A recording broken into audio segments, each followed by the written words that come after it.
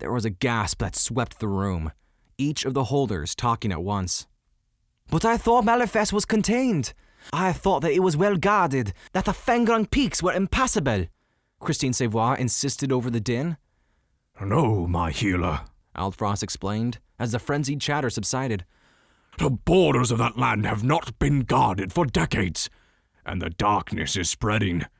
The outpost of Sorrow's Keep is nearly abandoned, its martial beginnings forgotten, and Malifest knows this." Christine's gray eyes shot from the wizard over to Rate. She thought that she'd seen the knight tip his wineglass in her direction as if in mock salute. It might have been her imagination, though, for now the knight seemed as intent as ever on what Aldfrost had to say, his eyes locked on the wizard as he continued. "The strength of Malifest has grown more dangerous than I would have suspected, even in my grimmest of nightmares. And the knowledge of the tower of Kai Ogar has grown fearfully, fearfully vast." Adelaine sat up, his white hair showing purple against the deepening hues of the sunset. "Aldfrost," he said, "earlier you made it sound like the creatures of Malifest didn't exist back when Algernon used his clock. Is that true?" Aldfrost's tone grew very quiet and solemn. "That is true, Adelaine Guildwatch. For Algernon made a most grievous mistake when he was building his most mysterious invention. That mistake, in part, is what eventually led to his death." "What do you mean?" Gadris asked, his piercing tan eyes trained on the High Wizard. "What mistake did he make?" In this chapter, we are going to unpack the problem of procrastination so that you will be better equipped to systematically ensure that you never fall victim to the allure of delaying work for the sake of short-term gratification. Defining and understanding procrastination. Procrastination, the silent saboteur of productivity, is the act of delaying or postponing tasks, actions, or decisions that need to be addressed. It's a conscious or subconscious choice to defer action, opting for short-term pleasure or comfort over long-term gain.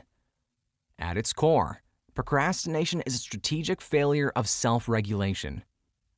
A choice that momentarily appeases, but at the cost of future accomplishments and aspirations. In essence, procrastination is a deceptive thief of time, stealing away opportunities and potential progress. It's the act of willingly carrying the burden of uncompleted tasks while conveniently, or inconveniently, underestimating the consequences that will inevitably follow. After a while, Elio and Nacho were exhausted. They had walked a long way, and the stream was still there. "Where does this river end?" Elio asked, disappointed, as he lay down on the ground. He was tired and thinking of going home. "We should go home," Elio said when Nacho lay down next to him. "Oh, I'm enjoying the forest," Nacho replied quietly. "The forest isn't so much fun anymore," Elio commented sadly, feeling guilty for not exploring the other side of the stream. "Elio!" a voice called from the middle of the forest, but when Elio looked, he could only see a rabbit. "Am I going crazy? Or did the rabbit actually call me?" Elio asked.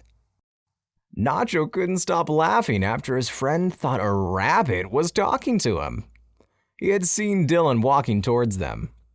Dylan was Elio's cousin who always visited them. "Oh, it was you," Elio said when he saw Dylan. "I would have preferred the rabbit.